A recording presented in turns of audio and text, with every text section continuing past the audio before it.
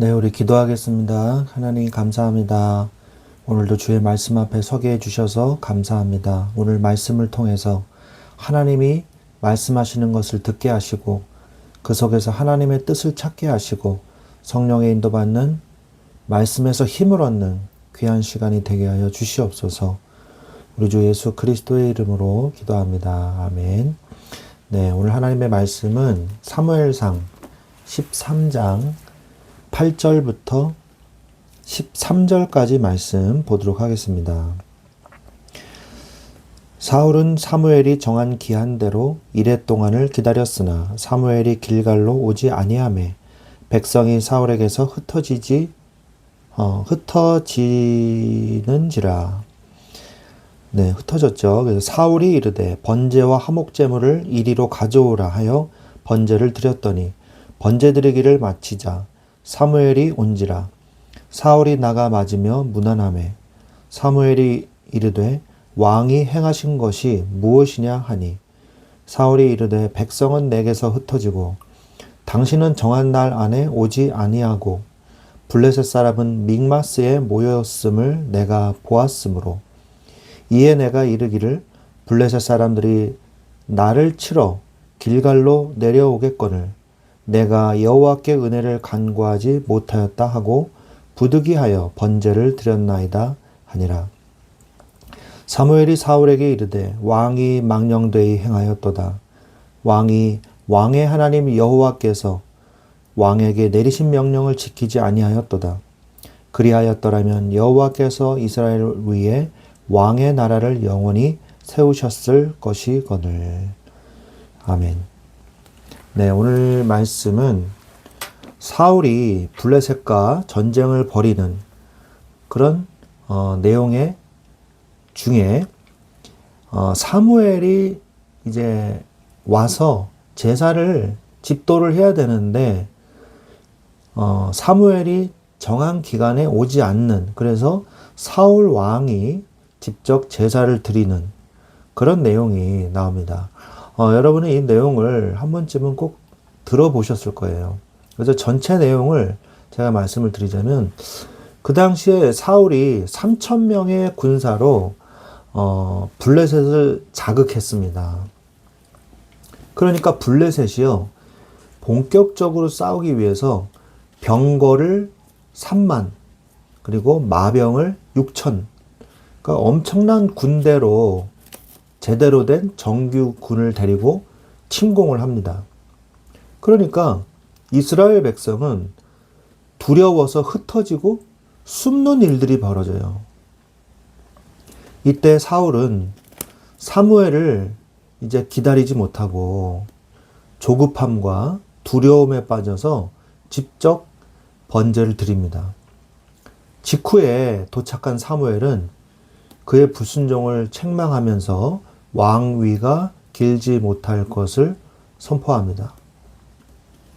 그리고 그 이후에 이제 다 도망가 버린 후에 남은 군사는 겨우 600명 뿐이었어요.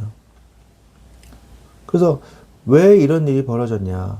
거기에다가 엎친 데 덮친 데 격으로 블레셋의 통제로 인해서 철공이 없었어요. 그러니까 대장장이가 이스라엘에는 없었습니다. 그래서 철기구를 만들려면, 농기구 같은 것도 만들려면 블레셋까지 가가지고 이 철 농기구를 만들어야만 했어요.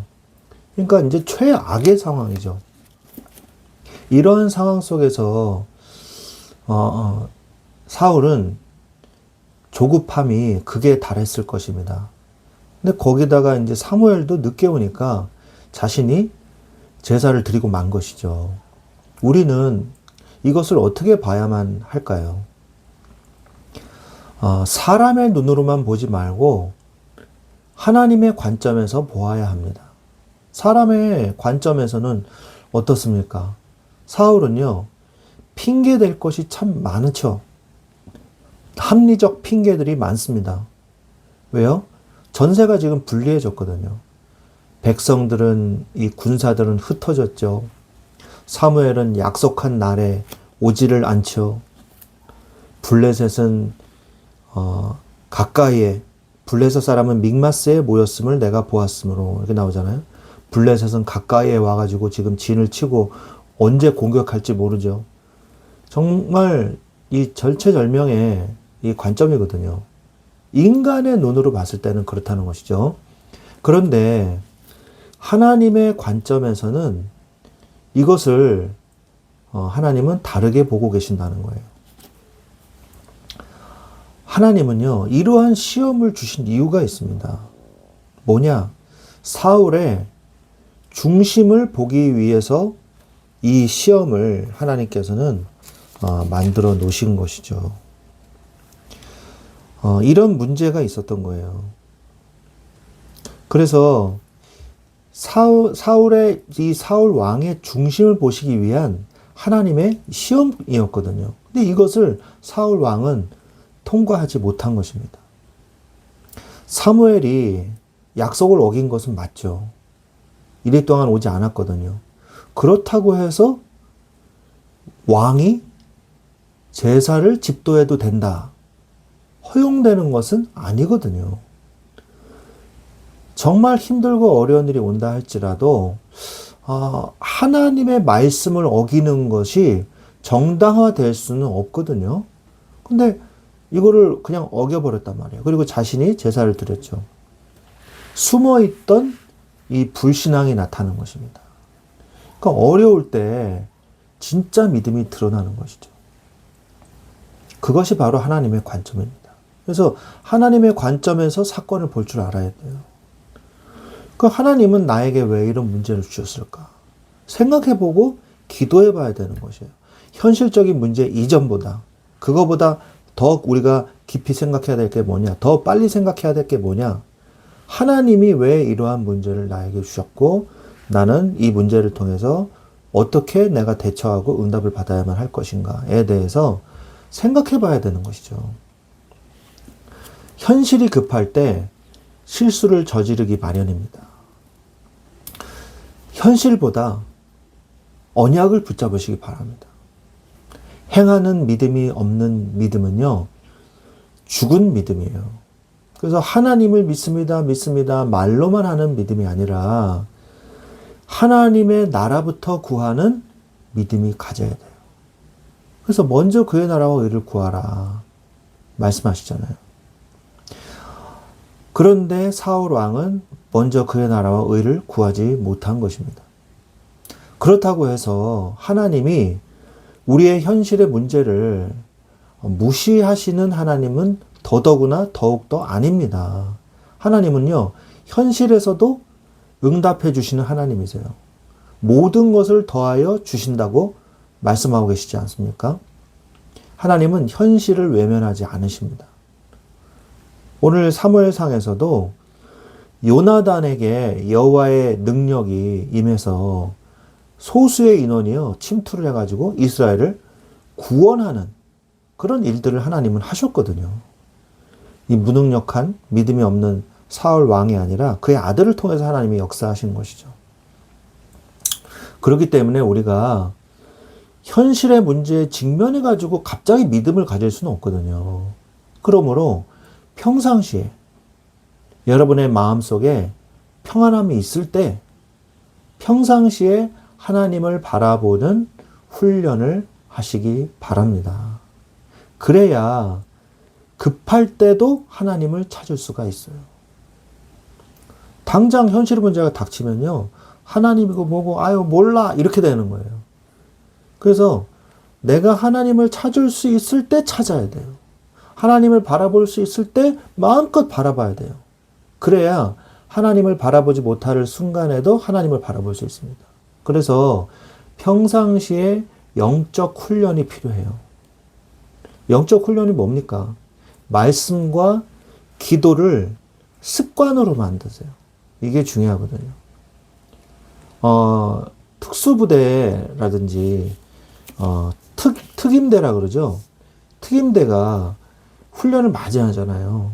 그래서 극한의 환경 속에서 던져놓고 그 극한의 환경 속에서도 임무를 수행하게 만들잖아요. 마찬가지예요. 이 사람이요, 이 특수부대가 작전을 펼치다가 부상을 당했어요. 총상을 입었어요. 그러면 정신없거든요. 막 어질어질하고 막 나 아파, 막 나 죽을까 살까. 본능적으로 내가 살기 위해서 움직인단 말이에요. 그런데 평상시에 죽도록 훈련을 한 특수부대 이 군인은 내가 죽을까 말까에 움직이지 않고요. 오직 임무 수행만을 위해서 움직인단 말이에요. 다쳐도. 그게 각인돼 있기 때문에 그렇거든요. 그러니까 자동적으로 몸이 움직이는 거예요. 그걸 바로 뭐라 그럽니까? 영적 훈련, 습관을 얘기하는 거예요. 그래서 평상시에도 하나님을 바라보는 훈련, 말씀과 기도의 습관을 가지십시오. 매일매일. 이게 안 하면요. 너무 이상하게 생각이 들 정도로, 느낌이 이상할 정도로, 말씀을 안 보고 기도를 안 하면 뭔가 정말 너무 이상해. 난 이걸 꼭 해야 되겠어. 이렇게 돼야 돼요. 그러면서 예배의 중심과 믿음. 예배를 평상시에 굉장히 우습게 여기는 사람들이 있어요.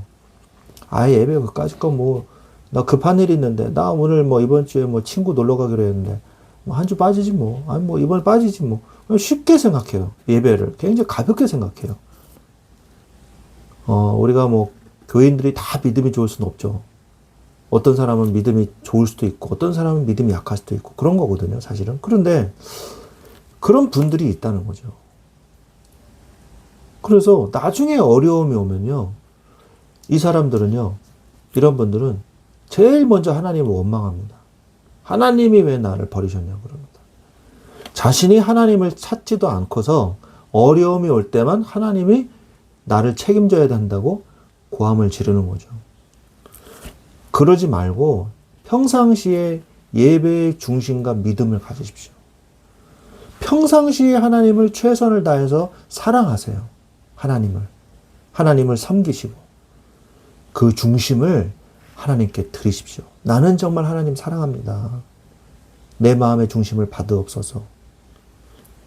그때 문제와 사건이 왔을 때, 그러한 상황 속에서 문제와 사건이 왔을 때 힘들어도 하나님을 볼 수 있는 힘이 나오는 거예요.